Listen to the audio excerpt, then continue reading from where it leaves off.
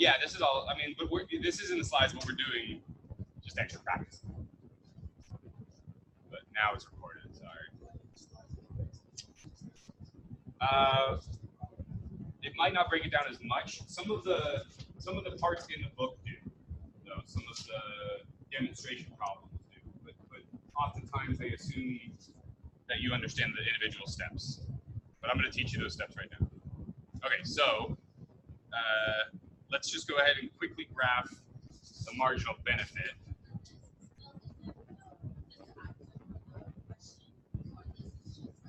It's not, so the question was asking what's the total and marginal benefit for stuff, and then what level of Q maximizes benefit.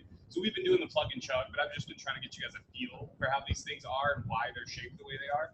Then we're going to do what maximizes benefit and then what minimizes total costs. And that's probably what we'll leave off today.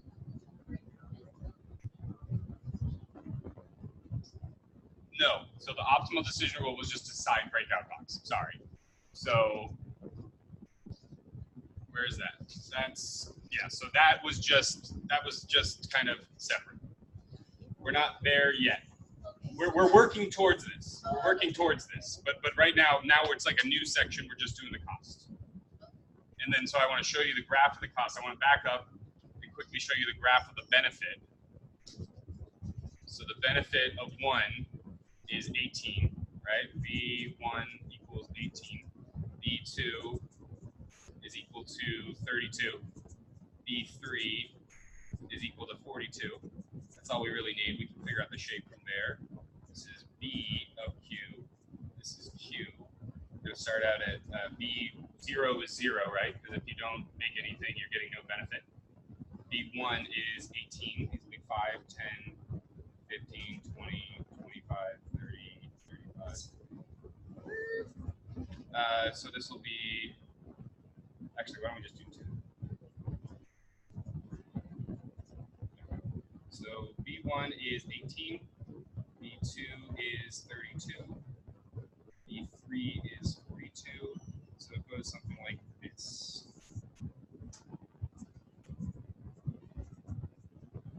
So we've got a marginal benefit that's, what's this shape called? It looks like a cave, right? You know, it's the door, like the Lord of the Rings door. Big cave is a mountain. This is concave. Terrible artist. And then this is convex.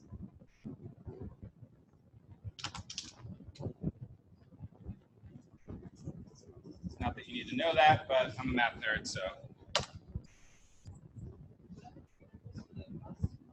The cost, we did C1 is equal to 6, C2 is equal to 12, and C3 is equal to 22.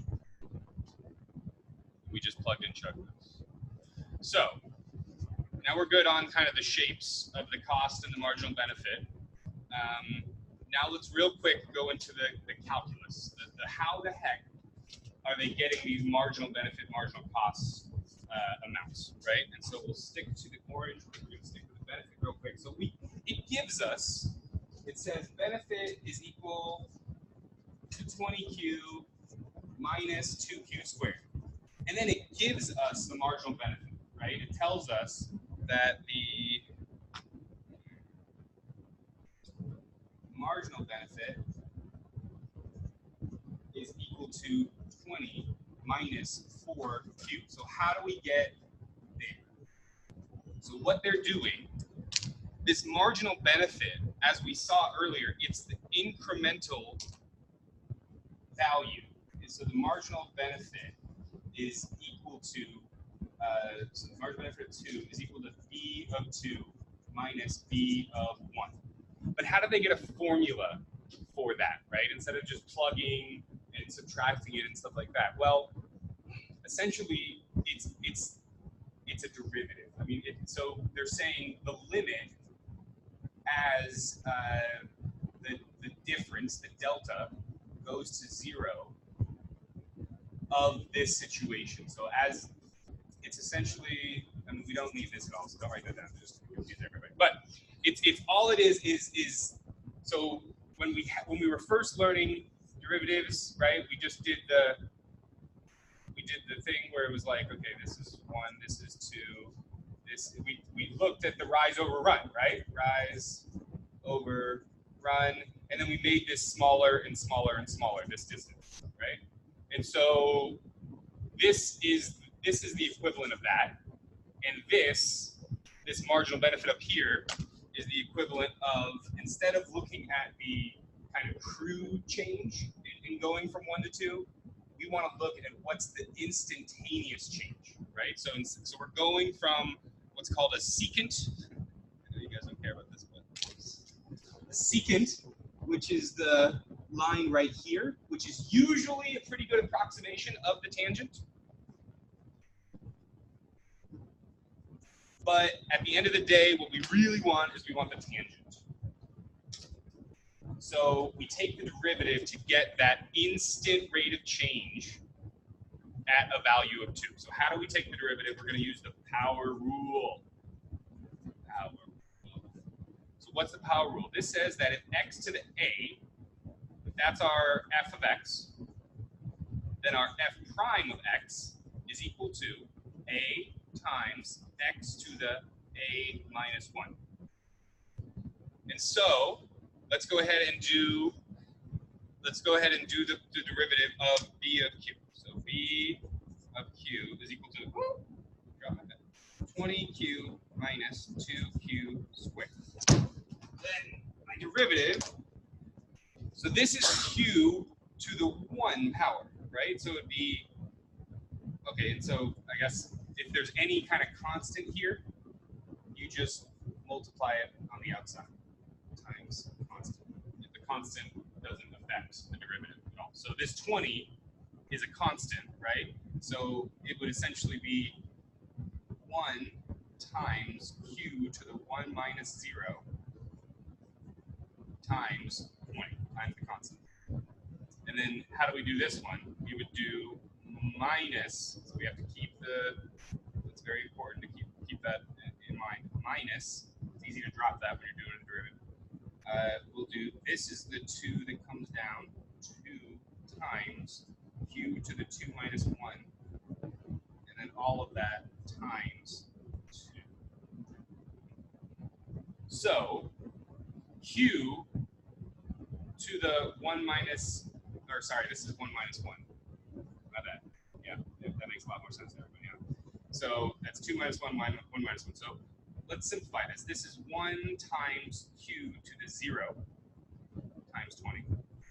And this is 2 times q to the 1 times 2.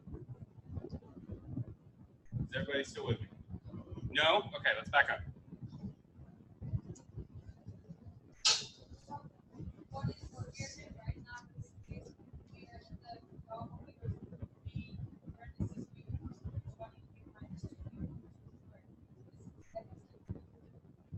So yeah, if you weren't given the marginal benefit, you would have to calculate it yourself. And so that's where calculating, it's given to us, but we should know how to get it ourselves. Does that make sense? So let's try a different. So the f of x, let's have that be 7x squared. What's the derivative of this? It's going to be 7, yep, times 2x to the 2 minus 1. We're just applying that power rule. I just put the c on the other side. And so it ends up being 14x to the 1. 2 minus 1 in there is 1. Does that make sense now? Okay. So that is what we're doing with the minus 2q. So let's go ahead and just do f of x equals minus 2x squared. Because that's the exact same thing, but it's with a variable we're used to seeing, right? And so this would be negative 2 times, through the power rule, 2 times x to the 2 minus 1. So that'd be negative 2 times x to the 1, which would be negative 4 times x to the 1, which would be negative 4x. So that's our derivative of f prime x.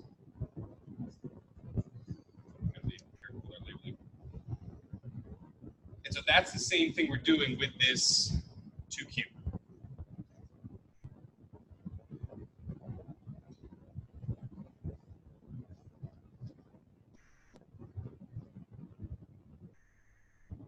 So it ends up being minus 4q to the 1, just like it's minus 4x to the 1. And then this first term, anything to the 0 is 1. So I repeat, anything to the 0 power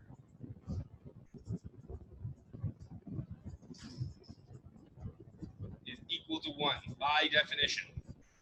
Can't change that, okay? So that's why the q disappears. Everyone's like, how does the q just fall away, right? It's because through the power rule, the 1 minus 1 gives us a power of 0, and a power of 0, that just equals 1.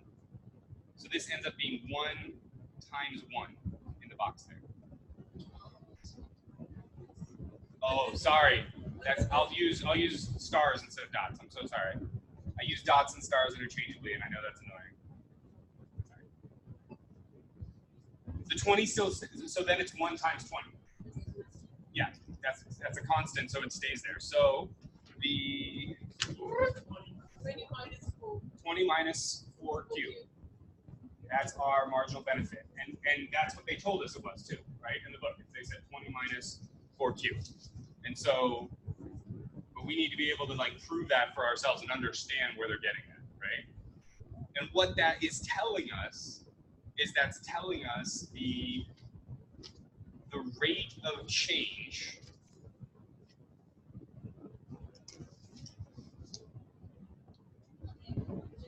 Yeah. Okay, so what's this? That's 1 times 1. Yeah, I think it's still right, and why was wrong.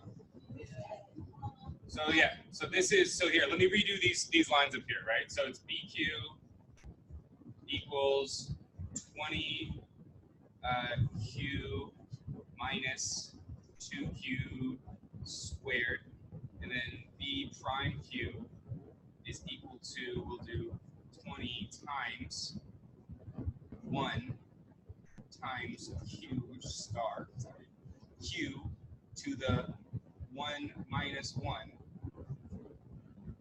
and then we'll do a new line, plus dot dot dot, minus, this is going to be 2 times, oh sorry, that's where it should be right here. So 2 times 2, because that's coming from here, right, times Q to the 2 minus 1. I keep doing it. And so then this one becomes 21 times Q to the 0 minus 2 times 2 times Q to the 1. And so Q to the 0 is equal to 1. So this is 20 times 1 times 1 minus 2 times 2. So we can get rid of these, right? So 2 times 2 times, and Q to the 1, we can just say is just Q, right? Well, let's label it 1. And so this ends up being 1. So 20 times 1 is equal to 20. Sorry. And then this is equal to 4. So we get minus 4Q, and Q to the 1 is just Q.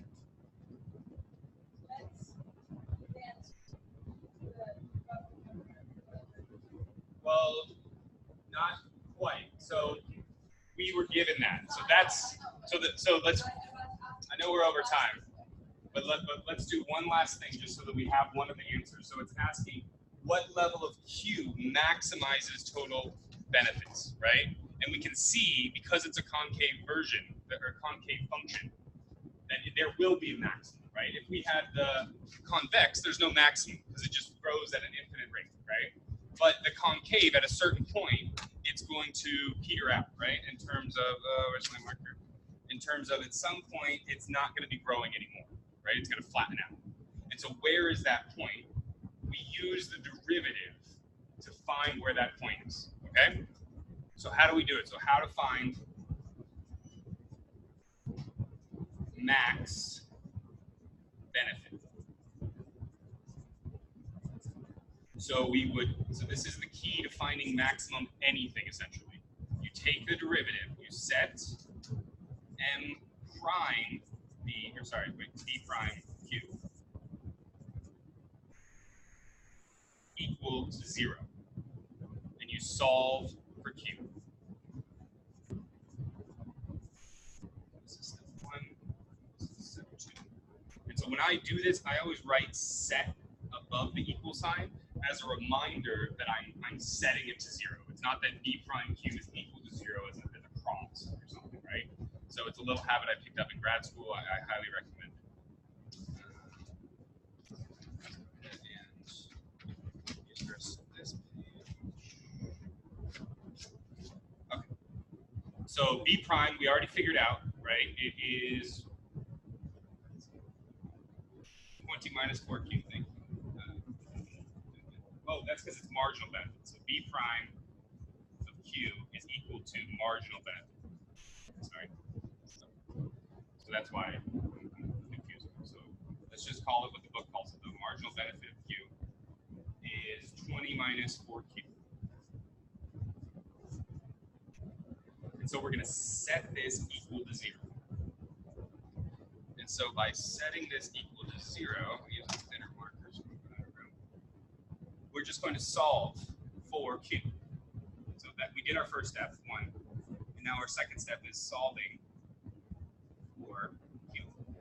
And so how do we do that? We just say 20 minus 4q is equal to 0. And then we add 4q to both sides, look at algebra. This annihilates itself from that side. We end up with 20 equal to positive 4q. We're going to divide both sides by 4. These guys cancel out. And we end up with q is equal to 5. So I put a star there because that's my benefit maximizing value. And so this was 9C. 9C asked us what level of q maximizes benefits. And so we find that it's 5.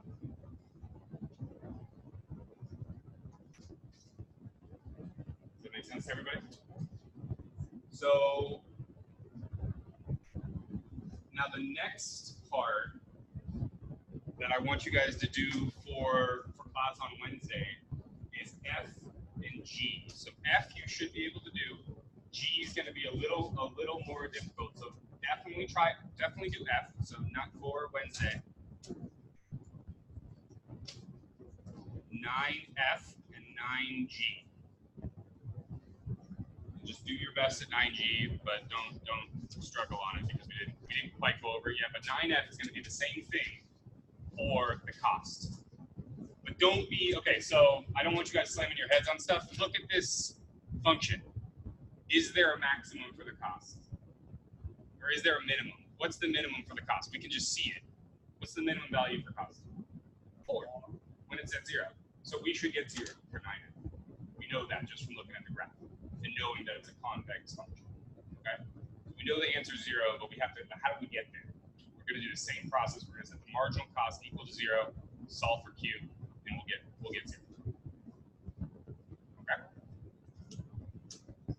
And then on Wednesday, we'll put it all together, and then we'll jump into some supply and demand stuff. Sound good? All right, awesome. Good job today, guys.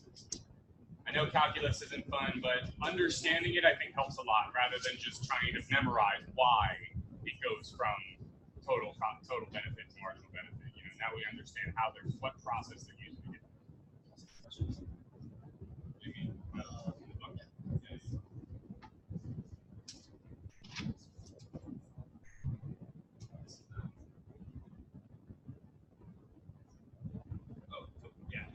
What level of Q minimizes total cost, and then what level of Q maximizes net benefits. So here, I'll just write that down. Yeah, so what level of Q maximizes?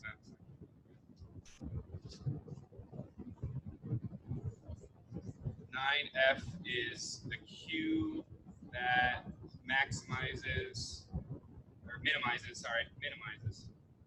cost. And 9G is the Q that maximizes net benefit.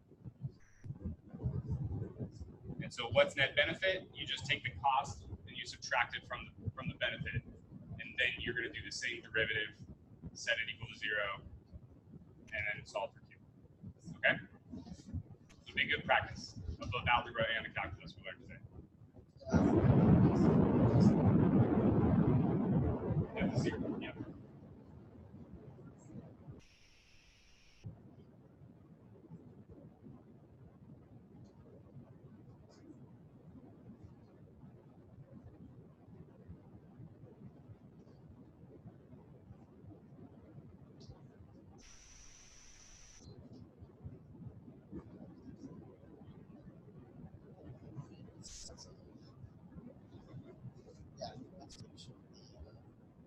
Two or three.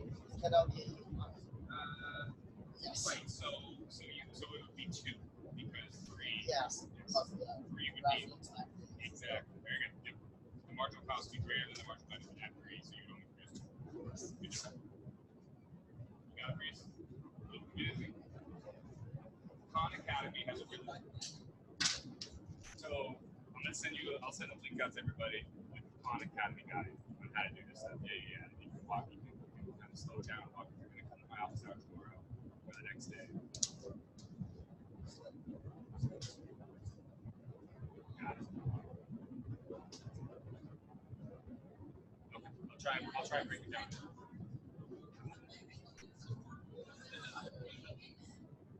All right.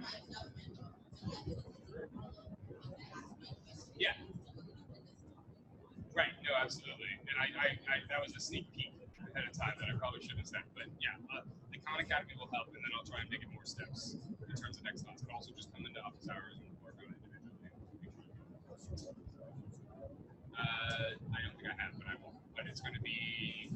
I'm essentially here every day from 1 to like 3 or 4.